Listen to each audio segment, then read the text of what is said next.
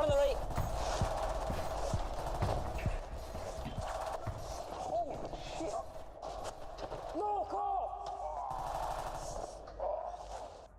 Get off your cams. We need help.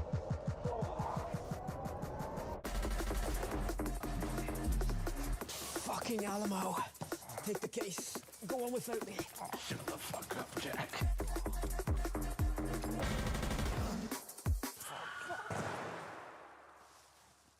What?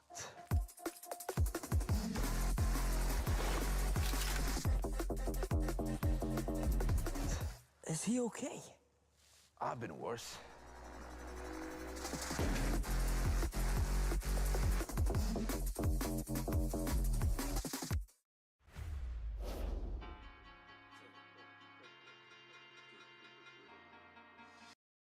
And again, as though things may have looked as though it's going to be, you know, G2's round, still, can you prove it? You don't know. It's Game of Siege. Anything can happen. So, yeah, we have a replay from 6-6.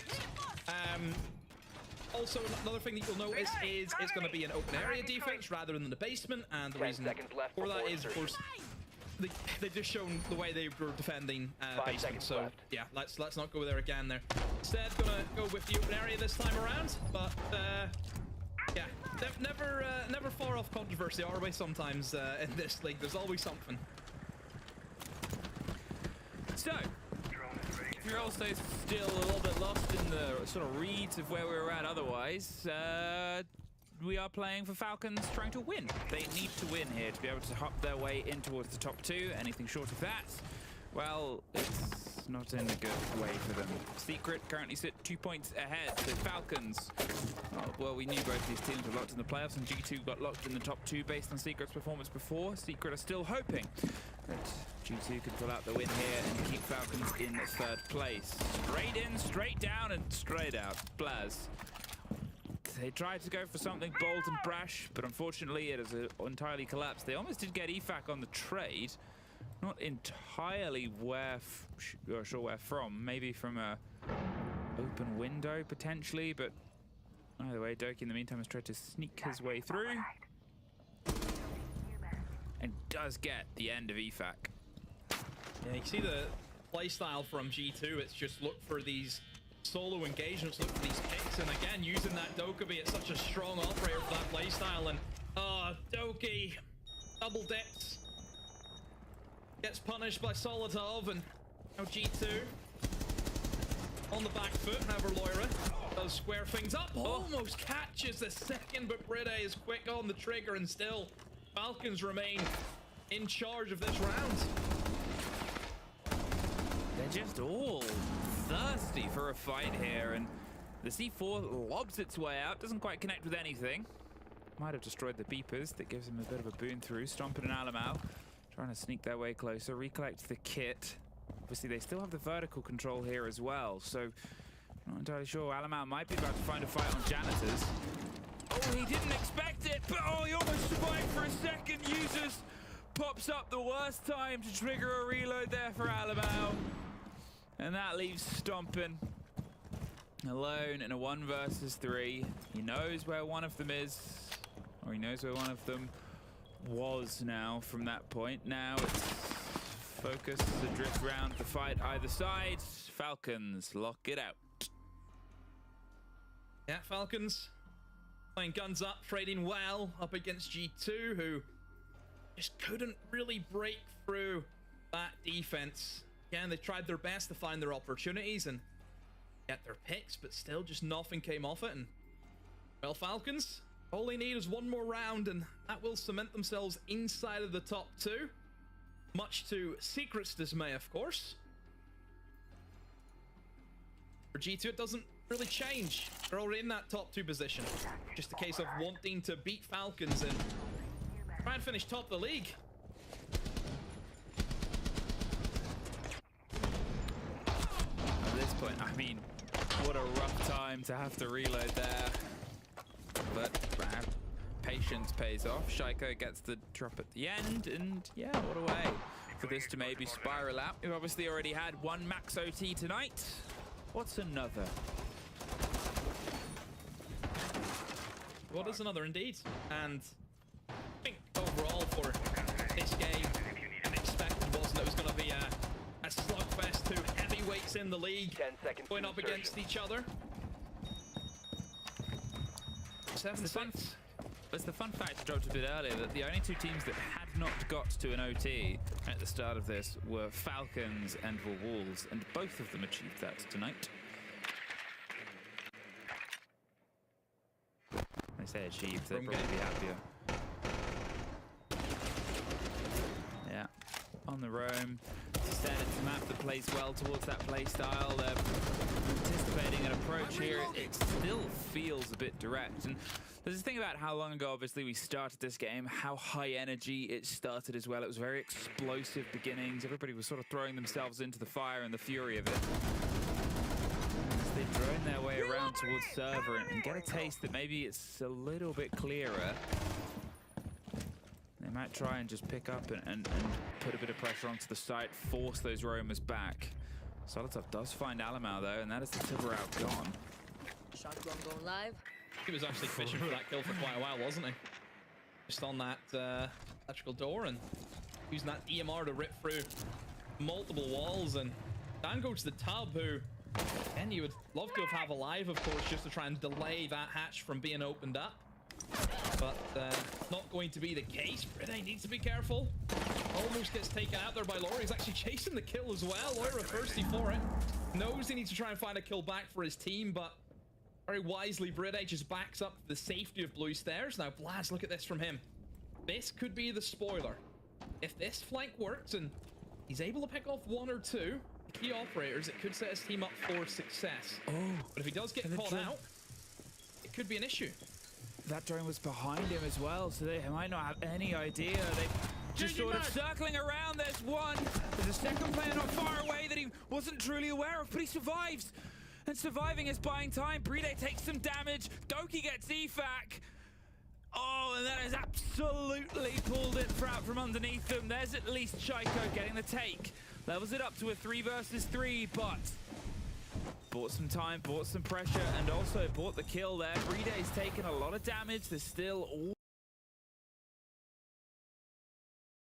all of the Shumikas to go through as well. So as soon as they try and get the plant on, with these fires dissipated, there's maybe 20 seconds. And at this point as well, it's just a single pocket tin opener.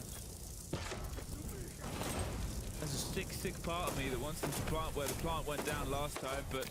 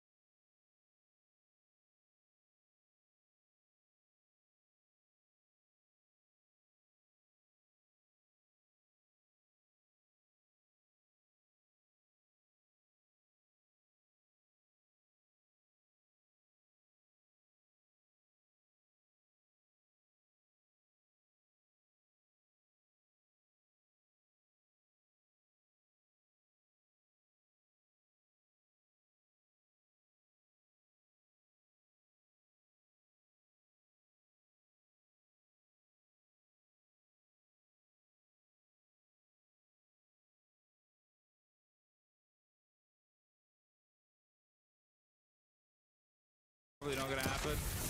As they prepare themselves to smoke canisters surrounded by bees, but it doesn't matter. That's the last one out. There's a C4 and 17 Shumikas at this point. Day, he is on a very thin line, but his health ticks lower and lower. He cannot tank any of this. It's just